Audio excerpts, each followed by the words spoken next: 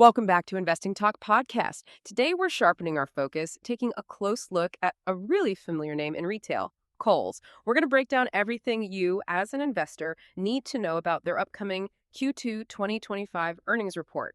We'll cover what's really at stake, what the numbers might actually reveal, and what you should be watching closely. Now, before we dive in, if you find these discussions valuable, please do remember to subscribe, maybe like the video, and leave a comment. We genuinely love hearing your thoughts and insights. And if you feel like supporting our work, you could consider buying us a coffee. The link's usually below. Also, very important, if there's a specific company you'd like us to analyze in a future discussion, please just drop it in the comments. We're always looking for ideas from you. Okay, so Kohls. They're set to report their Q2 2025 earnings before the market opens on August 27th, 2025. Now, earnings reports are always a big deal, right? But for a company like Kohls, trying to navigate today's, well, let's face it, tricky retail landscape, these reports carry some extra weight. It's a key moment. To help us unpack all of this and really understand the full picture, let's bring in our expert guide. Thanks. Yeah, it's definitely a crucial report for them. If we look at the immediate expectations for this Q2 report, the analyst consensus is sort of aiming for revenue around $3.69 billion. Okay, $3.69 billion. And then on the earnings per share front, the EPS, the Zacks consensus estimate, is sitting at $0.33 per share.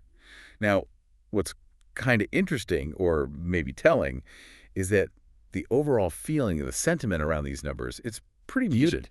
Yeah, quiet, especially, after some prior periods where the company didn't quite meet expectations. There isn't a huge buzz built into these forecasts. Okay, let's dig into that muted sentiment a bit. So analysts aren't exactly jumping up and down with excitement. That sounds pretty cautious. How does that line up with what Kohls itself is guided for the whole year? Because sometimes the company's own forecast gives you a better read on their internal confidence, right? That's a really critical point, and honestly, it just reinforces that cautious feel. For the full fiscal year 2025, Kohls previously guided for EPS somewhere between $0.10 and 60 cents. Quite a range. Wow, yeah, that's wide. It is. And revenue, they projected between $14.3 billion and $14.6 billion. Now, both of those figures, the EPS range and the revenue range, were actually below what the street initially thought. The consensus was closer to $14.7 billion for revenue. Okay. So they set the bar lower themselves. Exactly. So right from the get-go, management kind of set a conservative tone. It suggests they aren't really banking on a huge turnaround happening super quickly. They might be managing expectations, maybe setting up for an easier B, but it definitely doesn't scream bullish confidence to investors. That context is really helpful in muted analysts, conservative company guidance. It makes me wonder, though, how has Kohls actually done against expectations in the past? And maybe more importantly, what happened to the stock afterwards? Because we know a beat doesn't always mean the stock takes off. Right. And this is where it gets, well, a bit complex, maybe even messy. Historically, Kohls' performance versus earnings estimates, it's been a bit of a mixed bag. But they have had some positive surprises.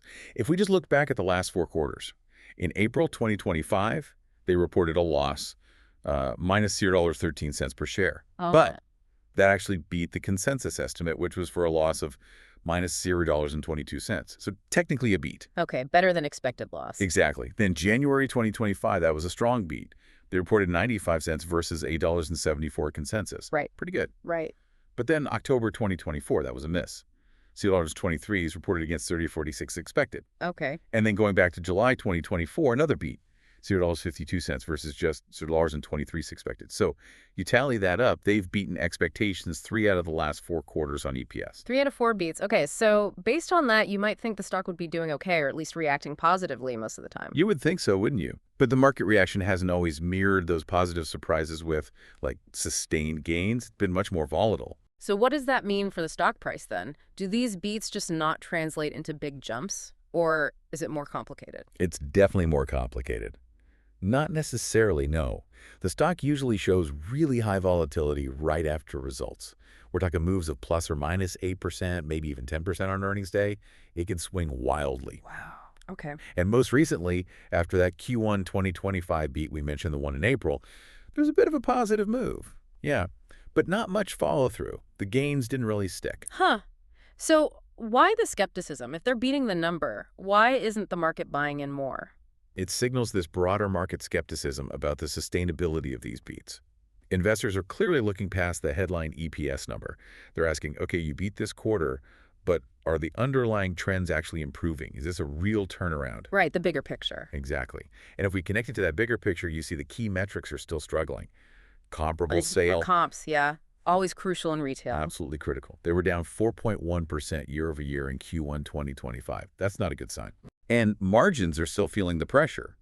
Lots of heavy discounting needed to move inventory, plus, weaker consumer demand for discretionary stuff, clothes, home goods. Things people can put off buying if money's tight. Precisely. So net income and EPS, while they've beaten estimates sometimes, they've shown a lot of volatility without, significant improvement quarter after quarter. No clear upward trend. Okay, so that 4.1% comp decline, that's not just a number. It really means fewer people buying similar stuff compared to last year. That gets right to the heart of their challenge, doesn't it? Attracting and keeping customers. It absolutely does. Comps are like the heartbeat of a retailer. If that number is declining, it tells you the existing stores and website aren't generating growth. It points to fundamental issues, maybe with merchandise, maybe pricing, maybe the overall experience. It's the metric everyone watches for a reason. Got it. Okay, moving beyond the pure numbers for a second. What else has been going on at Kohl's?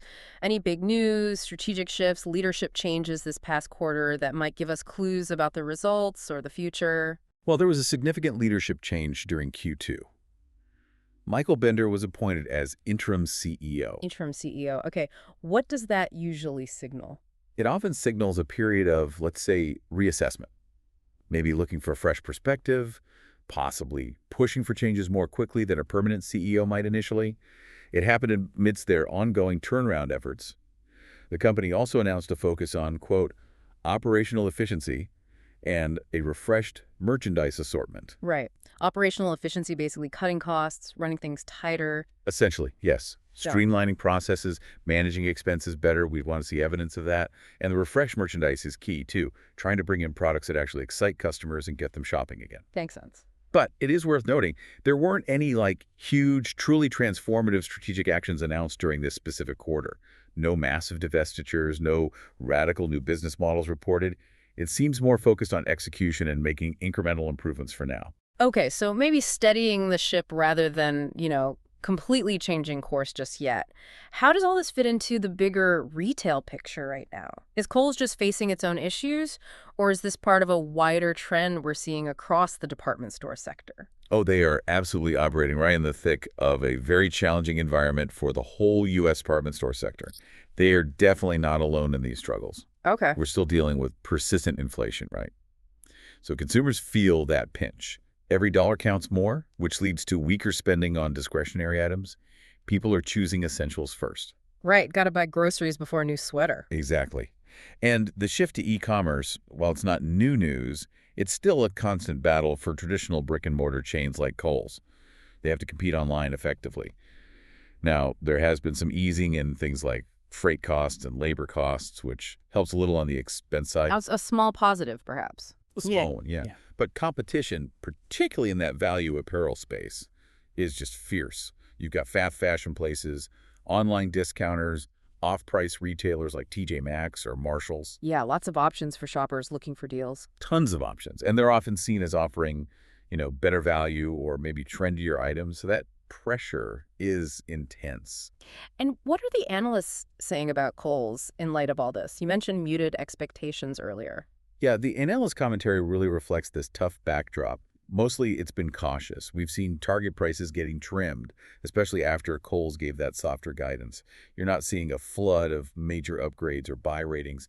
It's mostly analysts sticking with hold or even sell recommendations. Why? What are the main concerns? The main reasons cited are usually execution risks, basically. Doubts about whether Kohl's can actually pull off its turnaround plans effectively. Yeah. And just those broader macroeconomic headwinds we just talked about. Inflation, consumer spending worries. It paints a picture of a company really fighting an uphill battle. Okay, so a tough sector, cautious analysts. Given all that, what are traders actually doing with the stock leading up to the report? Let's look at the technical side. What's the share price been up to lately? Well, in a couple of weeks leading right up to the earnings announcement, Kohl's shares have mostly traded sideways, maybe slightly down, pretty flat overall. And volume, lots of trading activity. Actually, no. Volume has been below average, which is kind of interesting. What does that suggest? It suggests a sort of muted investor sentiment in the very short term. Neither the bulls nor the bears seem to have strong conviction right now. It's almost like the market is just waiting, holding its breath for the actual results before making any big moves. Okay, a wait-and-see approach, maybe? And what about the options market? That often gives us a clue about expected fireworks, right? What's it pricing in for potential stock movement? Yeah, the options market is definitely signaling that traders expect a significant move once the numbers are out. If you look at open interest, it's roughly balanced between calls, bets the stock goes up, and puts, bets it goes down. Though we have seen a little uptick in put activity recently. What does that put activity mean? Hedging or betting on a drop? Could be either, or both. Yeah. It might be existing shareholders buying puts to protect their positions just in case the news is bad. Or it could be traders making outright bets that the stock will fall. It signals some underlying concern or hedging demand, at least. Gotcha. And the key number, the implied volatility, what kind of move is baked in? Critically, the options market is pricing in an implied volatility that suggests a potential move of about plus or minus 9% to 11% for the week of earnings. 9 to 11%. That's a big potential swing. It is. It's actually above the stock's recent day-to-day volatility, but it's pretty much in line with how Kohls stock has reacted to earnings in the past. So traders expect a substantial reaction, one way or the other. So for you listening, that volatility means you really need to be prepared for a potentially bumpy ride around earnings day. It's often not smooth sailing. Definitely not. Manage your risk accordingly. Okay, let's game this out then. Thinking about the possibilities for our listeners, what would a really bullish report look like? What would need to happen for the stock to have a strong, maybe even sustained positive reaction? For a truly positive reaction, you'd really need what we call a strong beat and raise scenario. Beat and raise, meaning? Meaning they not only beat the current expectations for Q2 revenue and EPS, as the beat part, but they also increase their financial outlook, their guidance for the rest of the year or upcoming quarters. That's the raise. Ah, okay. Beating expectations and saying things look better going forward. Exactly. That's what really signals to the market that things might actually be turning a corner. Specifically, you'd want to see revenue come in higher than that $3.69 billion estimate. Ideally, you'd see comparable sales, the comps come in flat, or even slightly positive. After that 4.1% decline last quarter, even flat would be seen as a huge relief. A sign of stabilization, at least. Yes. You'd also need to see meaningful improvement in gross margins. Maybe they managed inventory better, didn't have to discount as heavily. That shows pricing power. And, crucially, that forward guidance for EPS needs to improve. They'd need to guide well above the midpoint of that current $4.60 range for the full year. Anything else? Qualitative stuff. Yeah, positive commentary would help too. Management talking about seeing increased customer traffic, maybe mentioning that the new merchandise assortments are really resonating with shoppers. Investors want proof of a sustainable turnaround, not just a lucky quarter. Okay, that's the bullish case. Now the flip side. What would spell trouble? What kind of results would likely send the stock lower and reinforce those bearish concerns? A negative scenario would probably involve a miss on both revenue and EPS, falling short of those already muted expectations. That would be a bad start. Right. Then couple that with ongoing, or maybe even worse, declines in comparable sales. If that comp number comes in negative again, especially if it's worse than Q1's 4.1%, that would be a major red flag. Yeah, that would hurt. And/or further margin compression, meaning margins got even tighter. If they had to discount even more heavily, that eats into profits.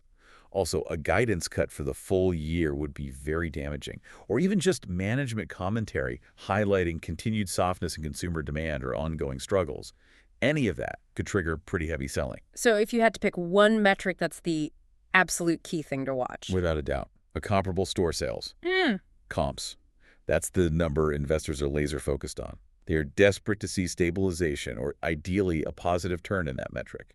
If comps keep falling, it confirms the deepest fears about the business trajectory. Got it. Comps are king here. Absolutely. So putting it all together, the history, the guidance, the environment, the potential scenarios, what's your overall leaning heading into this report? Bullish, bearish, neutral, and maybe a confidence level. Okay, overall, our leaning for Kohls going into this Q2 report is probably best described as neutral to bearish. Neutral to bearish, okay. Yeah, and if I had to put a number on it, maybe a confidence score of 4 out of 10. Not super high conviction either way, but leaning negative. Why that stance? Well, the muted guidance they already gave, The lack of really clear transformative catalysts reported during the quarter and just the persistent weakness in the whole department store sector. Yeah. It all kind of limits the likelihood of a big positive surprise.